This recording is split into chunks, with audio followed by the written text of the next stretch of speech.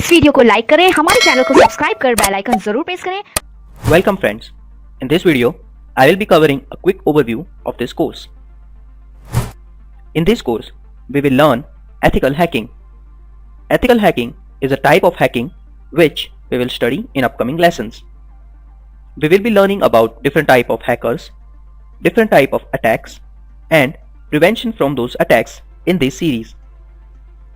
Let me cover some disclaimers. We are providing this information for educational purpose only. After completing this course, you may not use the knowledge you acquire from here to cause harm to any individual or governed body.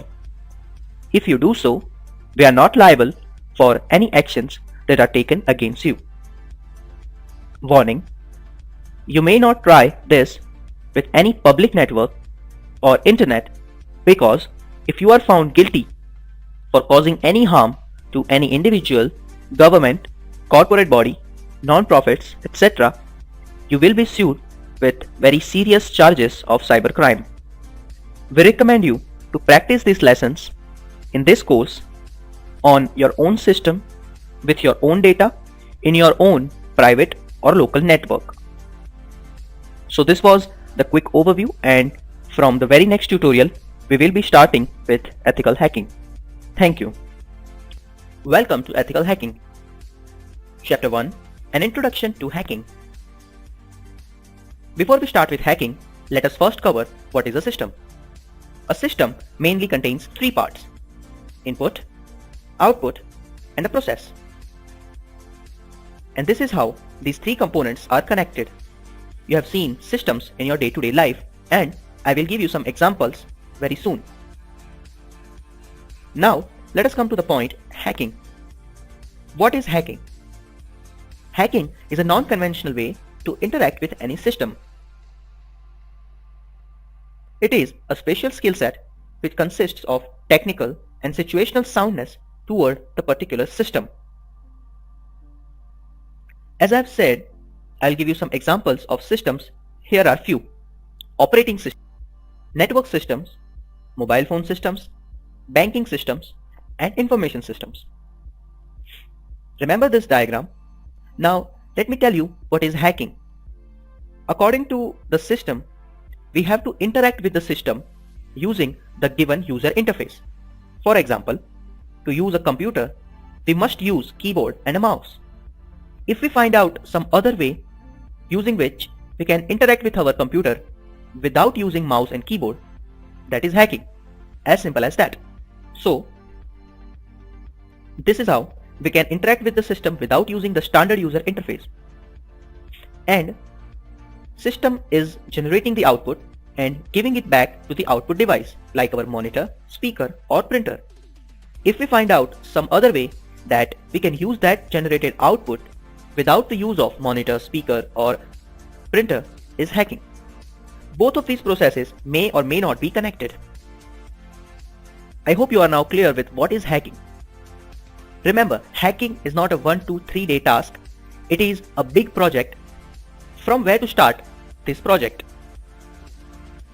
The basic requirement for learning hacking is to have a deep knowledge about how system works. Acquire the knowledge of the components, subsystems that are used in that system and their internal structure. Understand your objectives very clearly and precisely. As I said, it is a big project. You must have the idea where you want to reach. Any prerequisites? Yes. As we are doing this course on a computer hacking, you will need at least one computer to do practice on lessons you learn from here. You must have the knowledge of basic computing concepts. You must have the knowledge of any one programming languages. And you must have a good will to learn with practice. Thank you. Welcome friends. In this chapter, we will learn about different type of hackers. First of all, hacker is an individual or organization which is involved in the activity of hacking. We can classify these hackers depending upon their skills. On the basis of the skill that a hacker possesses, we can classify them into several types of hackers. Here are few: Experts. We can refer them as computer science geniuses. This category of people are actually able to develop some hacking models on their own. They have a very deep knowledge about computer science and they are experts in the field. These type of hackers are not generally genius, but they are very sound technically and they can deploy hacking models and they can actually develop some tools using which they can hack into systems.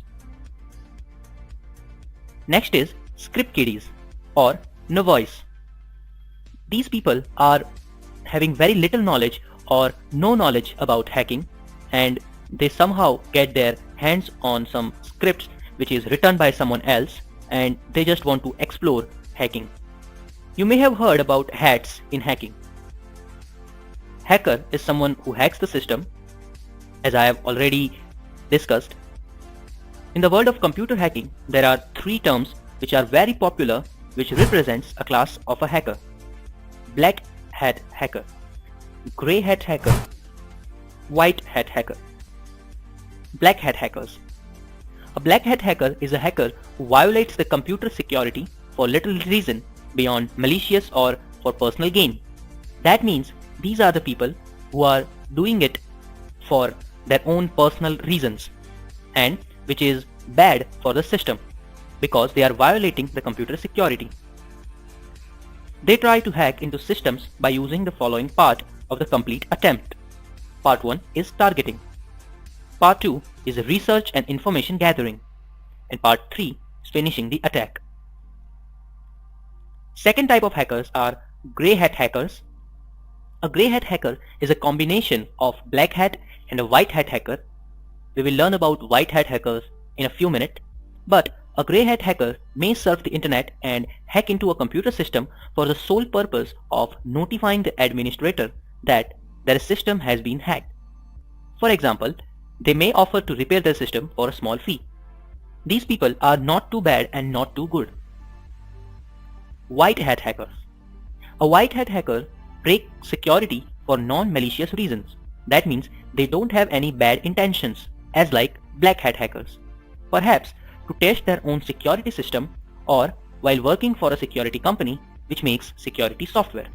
So ultimately, white hat hacker is a good guy who hacks into systems for good reasons. The term white hat in the internet slang refers to an ethical hacker, and we will be covering how to hack into systems for good reasons throughout this course. Thank you. Welcome friends. In this ethical hacking tutorial, we will be learning why do people hack. Now in previous tutorials, we have seen what is hacking and what are the type of hackers, but in this tutorial, we will learn why do people hack. There are some reasons which I will cover in this tutorial. First is to change the interface. A system is given a user interface using which you can interact with the system. But if you don't like the interface or you want to change the interface, you can hack into the system. For example, in Windows operating systems, you can actually hack and change some of the default settings which you want to change, like the startup screen and the themes, the colors of menus and everything. You can do it by registry editor, which is very easy. Second is to impersonate. As you know, we are in an information age where social media is growing so quickly. People will try to pretend to be someone else, and so they hack accounts. Let it be Facebook account, let it be Twitter account, let it be Gmail account or anything. You can hack account and you can pretend to be someone else. Another reason is to get or steal data. This data may be confidential, like your social security number, your credit card details, your bank account details, your personal information, etc. Hackers hack into systems and get your personal data to actually use it for their own purpose. Next up is to use software for free. As you know, most of the software packages and operating system and nowadays most of devices come with a software license where you have to purchase those softwares legitimately and then only you can use them. But many hackers do hack into the systems and they use those softwares for free. Fifth is to cause harm to the victims. So hackers may hack into the system and they can upload viruses, malwares, spam bots and other things to your system, and so that they can actually harm your system. Sixth is to just try it out, just for fun. Most of the hacker hacks into the system to test their abilities. Majorly, the people who have learned hacking very recently used to hack for these purposes. They are not intended to cause harm to anybody, they are just testing out their newly learned skills. These are all the reasons which I could figure out for which people do hacking. So now we are clear with what is hacking, who are hackers, and why do people hack. Thank you. Welcome friends. In this ethical hacking tutorial, we will be learning types of attack. There are generally 3 types of attacks by which you can plan to hack into any system. First is physical attack. Second is social attack. And third is digital attack. Physical attack. Hacker is getting the access to the computer or system physically. Means the hacker himself is going to the server building and arrange some physical contact with the premise. After getting there, hacker might steal data directly, open some security barriers, or create a bridge from where he can connect to the system. Social attack. Hacker is getting directly into the contact of the victim, pretending to be someone else, and try to get the information about his objective. For example, a hacker may call someone from a fake number and ask about the credit card details, so that he can later use this information to hack that person's credit card. Or sending an email for an offer and try to get the login credentials. So if you receive such emails, you should not reply them. Next is digital attack. This is the most popular attack, and throughout this course we will be learning about this type of attacks. In this type of attack, the hacker uses his computer expertise and plans to hack the system. There are several attacks which we will be covering throughout this series. Thank you. Welcome friends. In this tutorial, we will be learning about how to get the IP address of any website. To hack into any website, the first step is you need the IP address, and so we will cover how to find out the IP address for any particular website. It is very easy and simple. I am running on Windows XP, and you can follow the same steps in any Microsoft Windows operating system. Go to Start menu, All Programs, Accessories, and Command Prompt. This is the command prompt of Microsoft Windows XP.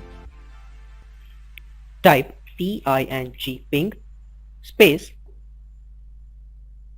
the domain name of the website, for example www.google.com, and press enter. As you can see, our operating system sends some packets to that website, and from that you can have some information. This is the IP address of google.com for me. Number of bytes sent in that packet, time to leave. We have sent 4 packets, received 4 replies, and 0% loss. So using this ping command, you can actually get the IP address of any website. Thank you. Welcome friends. In our previous tutorial, we have downloaded Android Development Tools bundle from Developers website by Android. In this tutorial, we will be getting started with our development environment.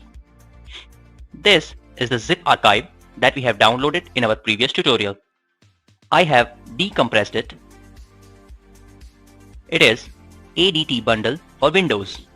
I am running on Windows 7 64-bit. Let's open this.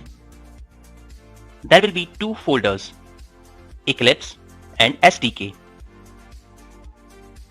We will create one more folder here for our workspace, and we will name it Workspace. Let's open and copy the entire address. Go back and open Eclipse. Here, this is eclipse.exe, which is the application file, executable, and we will run this. It will ask for the workspace, and so that we have copied our workspace address, press OK. It will load all the required libraries, and here we are. This is the welcome screen of our Android development tools. Go to File menu, New, and click on this Android application project. It will ask for some details. Application name. Let us give App 1. The project name and package name will be automatically assigned. Click Next. Create custom launcher icon. Create activity. Create project in Workspace. Click Next. We will leave it as it is right now. Click Next. And it asks for our activity, which is our main activity, and we will make it blank activity right now. You can choose from full screen activity, login activity, master details activity, and settings activity. We will choose the blank activity right now and press Next. Activity name, and click Finish. It will create some files and load them for us. It may take some time. As we can see, our application is ready. This is our main activity.xml, and you can see all these controls that we can drag and drop into our activity. We will close this for now, and let's explore our project structure. Do that again. Ping test -t-l 1000. Do this as many times as you can do. Now let us see what is the difference and what we have acquired. I'm pressing Ctrl C to stop this command, and what important thing about this is we will notice this time it has given us 242 average and 1% loss. So we will note it down, 242 ms and loss 1%. Now let us go to this one. It says the average is 239 ms and loss 0%. Let's go to this. It says average is 249 ms and loss is 2%. Let us note that.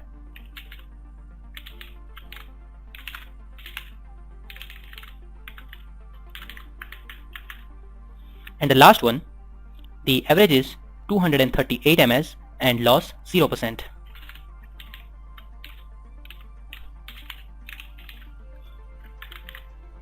So let's conclude our results. 228 ms was the actual latency of that website.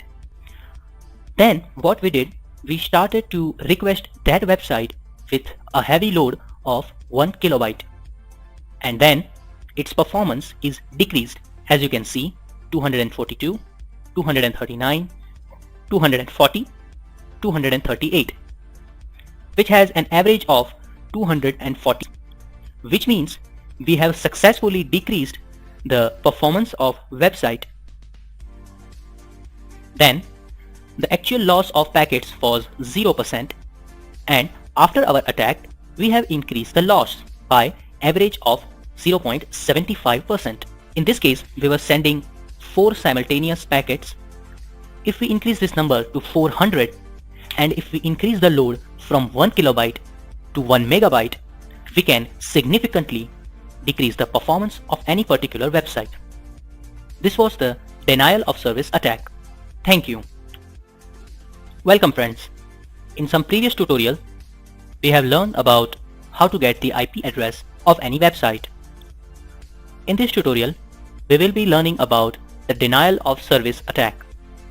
Denial of service attack is used to flood any website with lot of requests so that it cannot serve the actual request which comes from the user. By using this kind of attack, we can make any website down.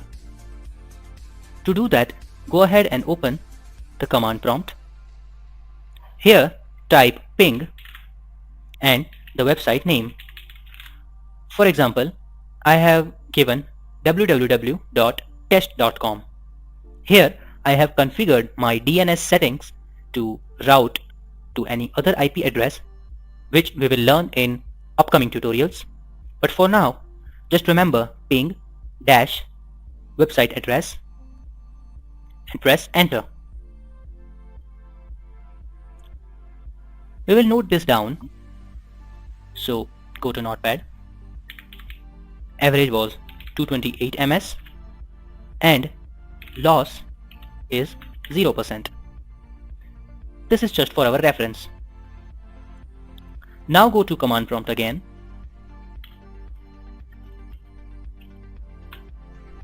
and type ping, the website name, space dash t space dash l space 1000.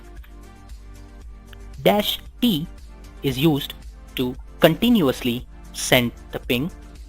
Dash l is used to specify the load, which is 1000, and press enter.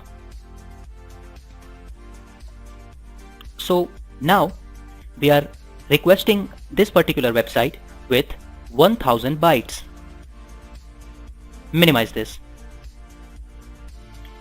Open the command prompt again and do the same thing. Ping website name /t l 1000. Minimize this. Now do that again. ping test.com /t l 1000.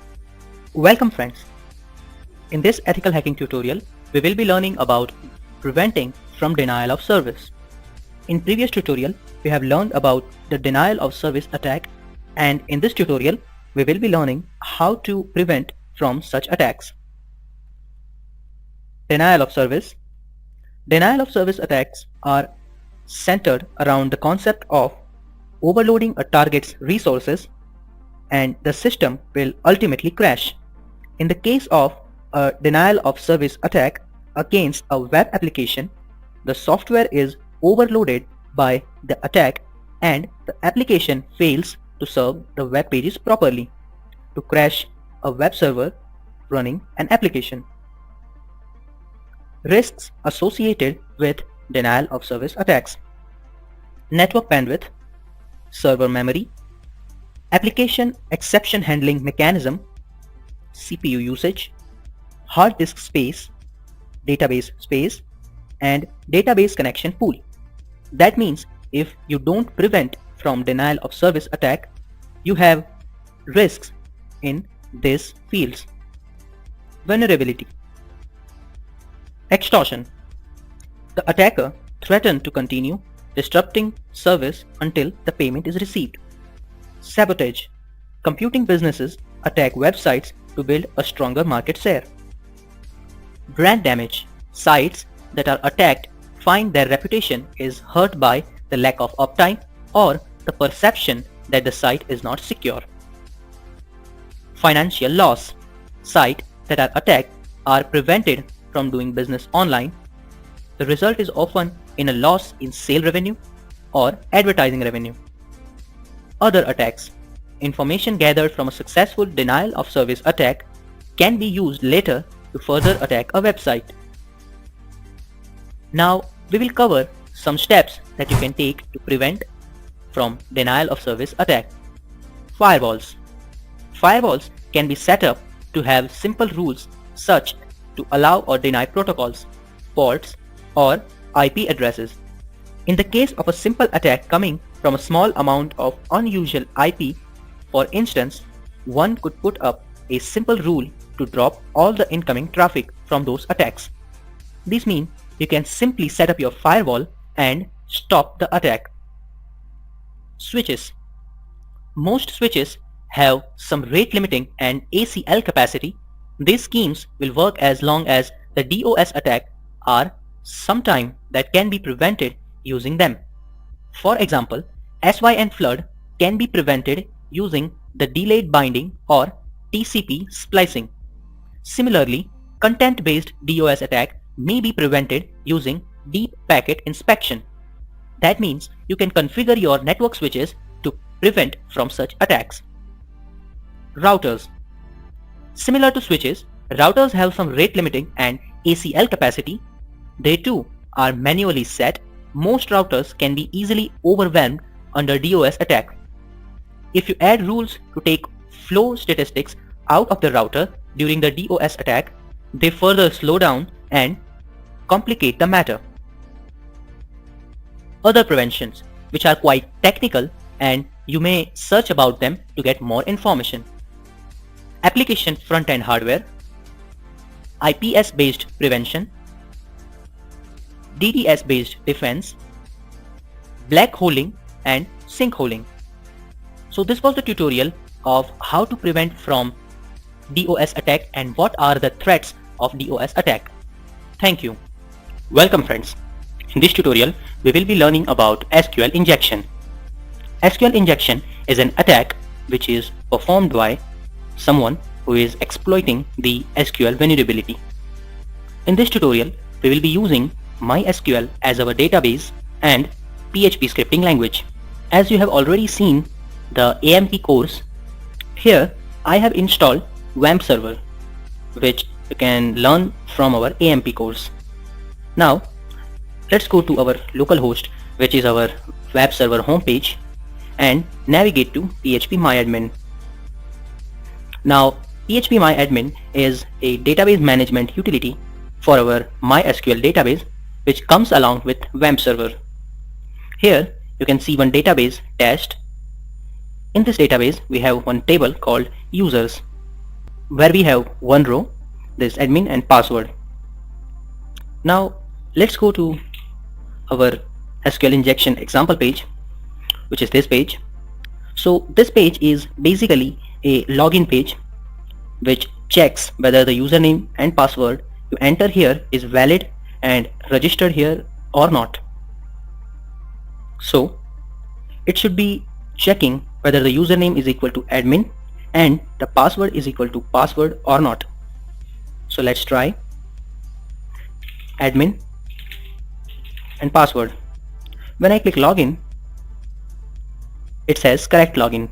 For debug purpose, I have made this login script to print the complete SQL statement. As you can see, it is select count uname from users, where uname is equal to admin, which we have entered here, and pass is equal to password, which we have entered here. So it takes this and this value from our input, and when we click login, it go to the database and check whether it is correct or not. Now let me give a wrong username and password. Let's say admin, and in password let me write any incorrect password and click on login. So here it says invalid login because I have given the username admin, but I have given password as incorrect. So it checks that whether these pair is matching or not. To learn this tutorial and to get the concept of SQL injection, you must be familiar with this SQL statement. So for that, you can go ahead and check our SQL tutorials on MySQL, MS SQL or Oracle. So this is how our system works, and from the very next tutorial, I will be showing you how we can inject our SQL query and we can log in without knowing the correct password. Thank you. Welcome friends. We are continuing from our previous tutorial of SQL injection. In our previous tutorial, I have explained you how our login system works. To learn SQL injection in depth, you must have the knowledge of SQL queries. Here is one. And if you don't know SQL queries, you can always go ahead and check our courses on MySQL, MS SQL and Oracle. Let's move forward. Now let me do a trick for you so that you will come to know what is SQL injection. Instead of giving a correct username, I am typing admin quote space 2 hyphens and space. And what this does is very interesting, which we will cover in just a few minutes. But for now, just remember that we have written our correct username, quote, space, 2 hyphens and space. And in the place of password, we can write down any password. Doesn't matter really that it is correct or incorrect. And let's click on login. Now this is something which should not happen. It says correct login, but the login is actually not correct because our password is wrong pass. So how this happened? You can see the actual SQL query is select count uname from users where uname is equal to admin. Now up to this our query works very fine, which checks the username is equal to admin or not. But what we have entered is this extra part. Now what this part does is it is actually completing this quote. So that means these both quotes are done. After a space we have entered 2 hyphen and then a space. 2 hyphen followed by space is interpreted as comment. So our SQL statement is actually this, and all this rest of the part is interpreted as comment. So our database doesn't really look at this and it just check if the username is equal to admin or not. So in this way, if you know the correct username, you can log in into system without knowing the correct password. This is the example of our SQL injection, and if you search on internet, you'll find multiple ways of injecting such SQL commands into the login forms. In our next tutorial, we will learn how we can prevent from such SQL injections. Thank you. Welcome friends. In both of our previous tutorials, we have learned how we can perform SQL injection and login into system where we don't know the password actually. In this tutorial, I'll teach you how to prevent from such SQL injections. For that, let's take a look at our login script. As I said before, to understand this tutorial completely, you should have the knowledge of PHP. If you don't know PHP, you can check our tutorial on PHP, and so you will have the complete knowledge about what is going on here. So let me tell you, this statement connects to our database. This statement selects the database. Then this part is responsible for checking whether the username and password entered are correct or incorrect. This is our input of username and this is our input of password. We are assigning this value to uname variable and we are assigning the password value to pass variable. And this is our SQL query. It is select count uname from users, which is our table name, where uname is equal to this variable uname and password is equal to this variable password. That means it checks whether our given username and password exists in database, and if it exists, this query will count the occurrence of our given criteria. Now we are firing this query and we are fetching this result. Now let's come here. If the result is 0, that means there is 0 rows that contains the same username and password. It says invalid login. And if there are more than 0 rows, that means 1 or more rows that contains the same username and password, then it will return correct login. And as I said, this query debug is for the debug purpose of our SQL statement. So this is the internal mechanism of our login script. So what is exactly happening when someone tries to inject SQL? It is taking this whole part as comment and SQL is not processing this part. That means if you have the correct username, you can log in. So how we can prevent from this is we can restrict user from entering such control characters, and doing this is very easy.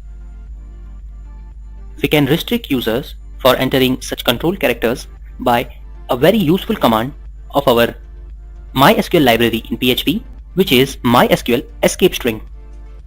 And what it does is it actually escape all the control characters from the string. So it prevents our SQL query to be injected by someone else. Save this and let's reload this. It asks us to repeat that action and we click on resend. And as you can see, it says invalid login. To debug our SQL statement, let's have a look. Query till here seems to be okay, but this backward slash is being entered automatically by our command, which was MySQL escape string. It is actually a method which escapes the strings from our MySQL query. So it checks character sets of our database and it removes all the control characters from the query.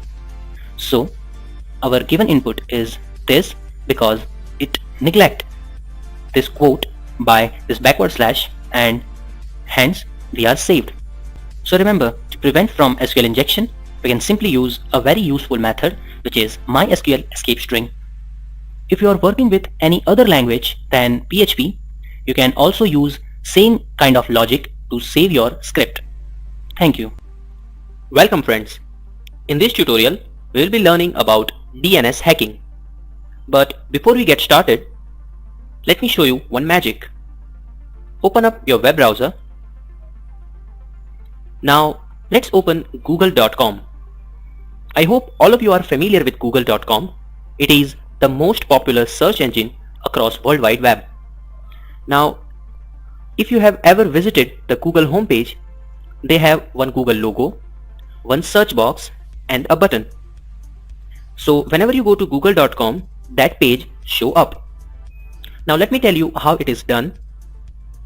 When you write google.com and hit go, your browser go to a DNS service and it resolves the IP address for google.com, and then it is connected to that particular server and that server serves you the Google homepage. So let's go to google.com. It says you have been hacked. Amazed? Obviously. As you can see, we are at google.com and it says you have been hacked. So how it is done? I have set my local DNS in such a way that if I go to google.com, it resolves the IP address as my own local server IP, which is 127.0.0.1. Interesting, isn't it? So in the very next tutorial, we will be covering how to do that and what can be the threats if someone is able to hack your DNS. Thank you. Welcome friends. We are continuing from the previous tutorial where I have demonstrated a local DNS hack, and now let me show you how it's done. I am running on Windows XP, and if you are on a Windows machine, it will be very easy. If you are on a Linux or Mac machine, you can do it either. Just search about DNS hacking and you will get it in minutes. So go to Start menu, open My Computer, open C drive, Windows, System32, go to Drivers, and now go to etc. You can see there are 5 files here, and the file for which we are looking is hosts. So right click on that file and open it with any text editor. You can do it with Notepad. Here I have installed Notepad++, so I will open it with Notepad++. Now this file is your local DNS, and what it does is it provides the IP address for the domains. Now you can see how our Google magic worked. We have inserted one entry where the domain name is google.com with www or without www, and its IP was 127.0.0.1, which is our local IP. So whenever our computer tries to go to the google.com, it resolves the physical address as this address, and so the site is being served. Now let me tell you what are the threats of this hack. Suppose some hacker have hacked your DNS and he puts the domain name as any bank or PayPal or any sensitive website, let's say www.bankofbaroda.com, and in the place of IP address the hacker puts his own IP, so that whenever your computer wants to connect to that bank website, it resolves the IP address of that hacker server, and then hacker can access all your credentials and sensitive information and he can use it for his own purpose. So in that way, if someone can hack your computer and hack your DNS, he can actually access all your sensitive and confidential information. This was the local DNS. Now above this local DNS there is a network sized DNS which may be in your router or any other networking device that is in the upper stack of your computer network. So if the hacker can access that particular DNS, he can hack into that and do the same which he could have been done with the local DNS. And there are some companies and communities who are providing DNS solutions and services which is on a very large and global scale, and they provide it securely. So in the next tutorial I will show you how to prevent from DNS hacking. Thank you. Welcome friends. In this tutorial we will be learning about prevention from DNS hacking. The most efficient prevention from DNS hacking is to restrict access. Restrict the access to your local DNS by protecting your operating system with a strong password. If possible, protect your computer with a BIOS password. You can search on Google upon BIOS passwords, or you can refer our tutorials. You should restrict access to your DNS web portal by IP address. While this might limit the usability if a staff member is traveling, it ensures that if your email account is compromised, that the attacker cannot log in from any IP address that is not already specified on your account. That means you specify the IP limit from where a user can log in into your system. Another reliable option is using reliable DNS services such as OpenDNS. OpenDNS is a domain name system resolution service. OpenDNS extends DNS, adding features such as misspelling correction, phishing protection, and optional content filtering. It provides an ad support service showing relevant ads when we search results, and a paid advertisement free service as well. Let's have a look at OpenDNS website. It is www.opendns.com. This is how it looks like. They provide you domain name system from where your system can resolve IP addresses for the given domain name. Welcome friends. In this tutorial, we will learn how to configure our DNS to use OpenDNS servers for resolving IP addresses. For that, go to Control Panel and open Network Connections. Here, you will find Local Area Network or your own network connection. So, select the appropriate network connection, right click on that, go to Properties. Here, you will find several properties. We are into General tab. Select Internet Protocol TCP IP and click on Properties. Here you will find out this option, which is use the following DNS server addresses. Click on this option. Preferred DNS server and alternate DNS server option will open up. Write down 208.67.222.20 222. In the alternative address 208.67.220.220. You can find out these IP addresses on the OpenDNS website, which we have shown in the previous tutorial. Press OK, click on Close. Now our internet connection is configured to resolve IP addresses from OpenDNS service. This was how we can prevent from DNS hacking. Thank you. Welcome friends. In this tutorial, we will learn how to change the welcome screen of our Windows XP. Now I am having Windows XP Professional Edition and this is my login screen.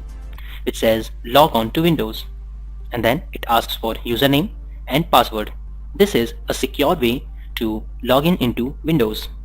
Now I am having one blank password, so I will just simply click OK, but I don't recommend you to use a blank password. So let's go ahead and change our welcome screen.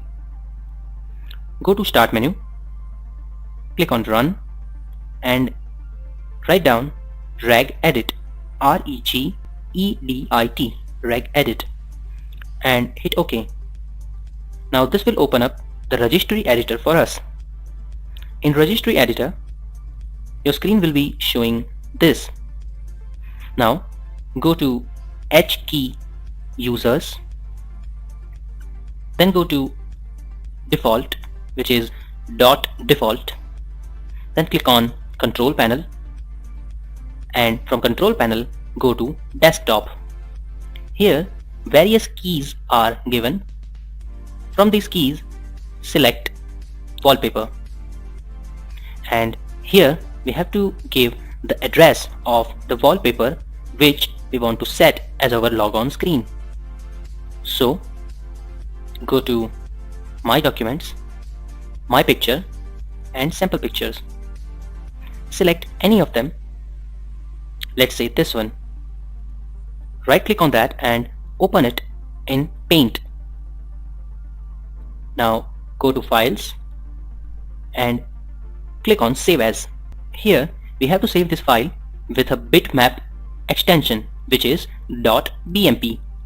The reason behind this is Windows can accept the logon screen only in the bitmap format. So save as and hit save.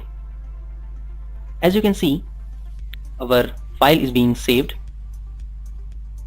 Now go to the address bar and copy the address and paste it. Then again copy the file name and after a backward slash enter the file name -bmp and press OK. Close the registry editor, close Paint, and that's it. So when you next time restart your computer, you'll see magic. Let's see. Let's restart our computer. Press OK. As you can see, our logon screen has been changed where it was a blue screen previously. So this is just one trick by which you can change the logon screen of Windows XP. Thank you.